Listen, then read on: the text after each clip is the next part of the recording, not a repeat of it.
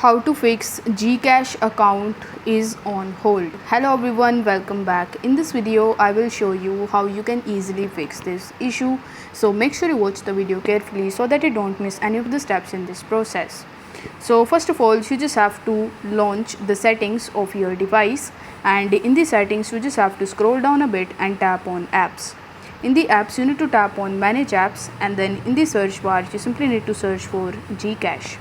Now once you have found the Gcash application, you simply need to tap on it, and then you will be landed on the Gcash app info. Over here you just have to tap on the clear data option in the bottom right hand corner, and then you need to tap on clear cache and press OK.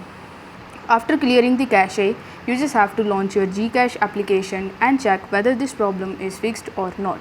If the problem still persists, then what you need to do is you just have to tap on clear data option in the bottom right hand corner, and then you need to press OK.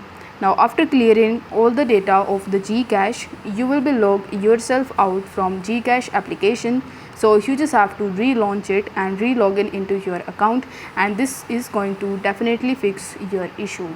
I hope the video was helpful, and if it was, then don't forget to like the video and subscribe to the channel. Thank you so much for watching.